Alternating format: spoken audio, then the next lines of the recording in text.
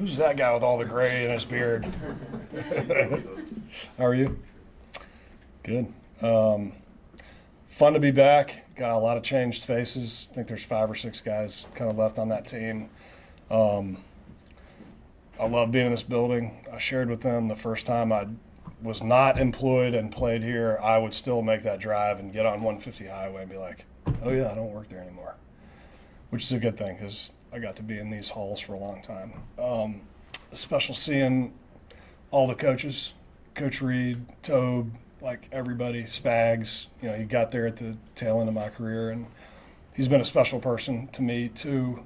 We haven't had as long of a relationship, but like he'll text and be like, man, you know, looking forward to seeing you, doing stuff like that. Special humans that the Hunts, Donovan, everybody that have brought this like collection of men. So very proud that I could be a part of it for as long as I did.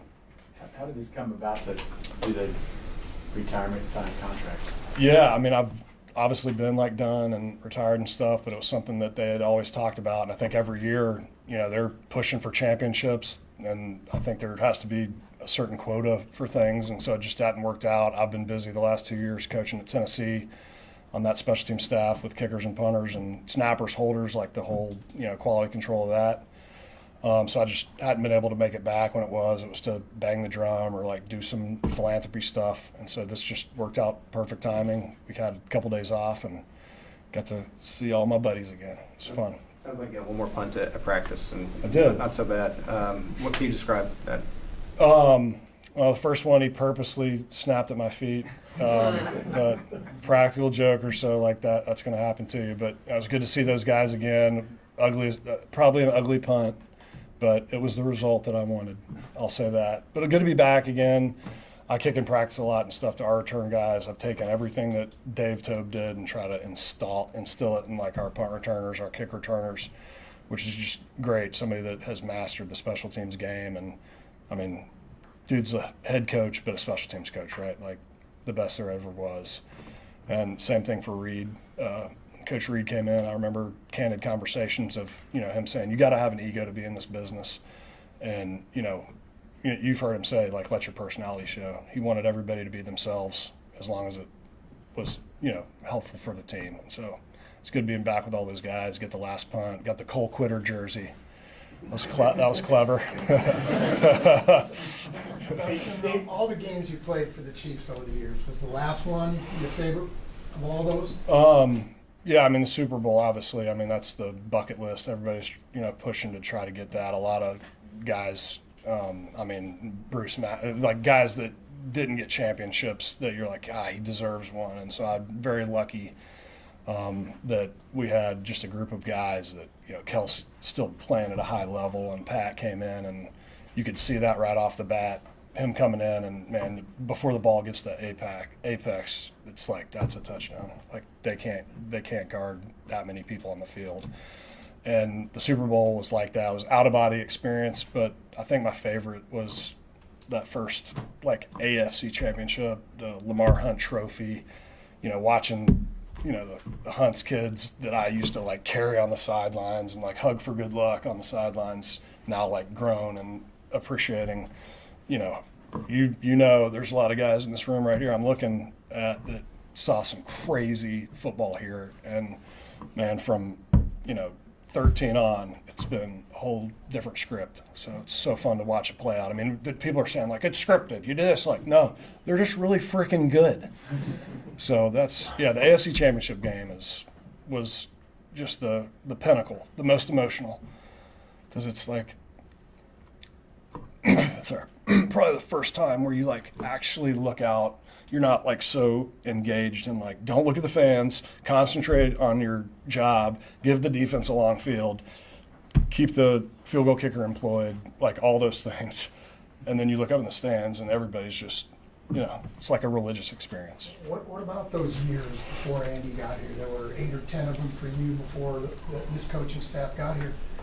I mean, did you feel like, hey, that kind of thing, that you never get a chance to experience that? I mean, there was some pretty, you don't need me to remind you, pretty bad years. Sure, yeah. And I mean, you know, I had buddies that I played with in college. They're like, get out of Kansas City. You got to go somewhere and win. And you're like, I'm punting a lot. That's good for me. And so, like, that was part of it. But too, like, that once, but we had like good coaches in the, like, I mean, Dick Vermeil, his whole staff. Herman Edwards was great. They didn't give him really a quarterback, and you know there are storylines there. Like in 13, you know, Donovan, you know, made the these big decisions behind the scenes, and Clark Hunt, I had him on my podcast Hang Time, kind of looking back at that and letting him retell that story of saying like we're not a small market, and so they've refused to buy into that business and made this, and you can see in the city. I mean. We were just talking about this. We got rooftop bars and people out and doing stuff, building new highways. Like, I mean, this place is exploding. And I think it's centered around some of the decisions that the Hunt family made in that, you know, early January of 2013. You left out a couple of the head coaches. Not on purpose or anything like that. And just double check. Dave was in here telling us how many kickers you held for and head coaches. I just wanted to double check the math. So you must have gone over it with them. So 9 kickers. Yeah, I think it was like 9 coaches, 5 GMs, 5 head coaches, like just a lot of people that came and go. But obviously these guys have been, other than plugging a couple guys here like Spags, and now there's several new coaches that I'll walk in, I'm like, man, we got new guys again, and you know, all new faces except for 6, you know, on the player side of things. And you know, holding was for me a great distraction of a very like stressful position, because a punter is you have a punter or you have a weapon, and if you're not a weapon, you don't stay in this league for very long. And so I really wanted to focus on giving my defense a really long field. I watched film and saw defensive guys leave the sidelines pointing back up for the good field position, and it was like, you know, gives you that drive. Dustin, having seen so many eras of this, what did it mean to you to be a part of the fact you won the first playoff game in 15, you brought that Lamar Hunt trophy in to get to the pinnacle of the Super Bowl from where you were in 05? Yeah. In Houston, they did not fling those towels for very long. They were like this, and then 6 seconds later, Niles in the end zone, and it was just like, all right, we're rolling. It was, you know, I think back of a picture I have on my phone of I've shirt off, we're barely, you know, out of the showers, and Mitch is like hugging me and Derek Johnson, and we're like, it's happening here, something is brewing. And so you could kind of see it. It was, you know, somebody coming from a 4-12 Philly, they come in and they win the first 9 games. City's on fire, everybody's going to work happy, leaving work happy. You know how the city is. It is revolved around, you know, these 2 parking lots a lot of the time. And so, yeah, just special to be a part of that, and so glad that, you know, I remember Rick Burkholder saying, like, you know, if he wins this, you know, Andy, you know, maybe he's done, I don't know. And I remember after that game, like, once you feel that, it's like, he's never going to give this up. They're going to have to drag him out of here. I'm sure Tammy's waiting for that day. Dustin, do you feel like because of coming to that pinnacle that you appreciate all the hard times all the more, that it's all the way you would have wanted it to be after all, despite, you know, some painful times? Yeah, absolutely. I mean, there's guys that played really good ball for Andy that, you know, didn't get a Super Bowl, like Jamal, Derek, Tamba. I mean, the list goes on, and all those guys are very deserving and kind of built this program and what I would call like the standard of what Andy and all them brought, the expectations. I think of 2015 going for London, we're 1-5, and you know, we're like, what are we going to do? Nobody's even going to be flying their flags in London on this game. And Andy didn't panic. He said, we're going to win. We got to win all the way. We got to win out here, and we did. And I remember just in his voice and the way he carries himself, and all the coaches and the players that had been there through those hard times, that definitely kept us on track to keep kind of that push. And then once you get, you know, once in a generational players in your building like Pat, I know everybody talks about him, but like, he's a leader on, off the field, you know, raising a beautiful family, doing everything the right way. So when you got guys that are selfless like that, that's what all the success is. Is it all the sweeter for you for having had the struggle too? I mean, Absolutely. yeah. Yeah, I mean, to the point where I always loved coming to work. I always loved it, but you know, you have drama in the building. There ain't no drama in this building, like you know that. And it's fun to, even though I'm not a part of it anymore, I still get welcome back. Love that. The guys are still the same. They have not changed since he was sitting in another table at a pregame meal and everybody was around Alex Smith. All those guys are solid dudes, and that's why they're having this success. You've been here long enough, a lot of us have. This building wasn't here when you Yeah. started. I mean, this everything has kind of changed around here and gotten bigger and better, I guess. That's a Hunt family thing as well as the voters in Jackson County that paid for some of this stuff. But just what was it like? You should drive down here yourselves and have your little practices and all that stuff. This Oh, is yeah. a little bit different, isn't it? Oh yeah, I mean, I remember being in meetings here and then driving your car down to practice and then driving back up to eat, and raccoons would walk down that little tunnel down there cereal would be all over the place. Billy, a strength coach, would be cooking Fridays, ribs, and I'm like, what is going on here? And then, 2009, they started making I don't know when those renovations started. I think it was about 2009. And you're like, man, this is becoming like an SEC type school. And you already have SEC fans here, like they're crazy. Never seen grills blow up any other parking lot in the world except for here.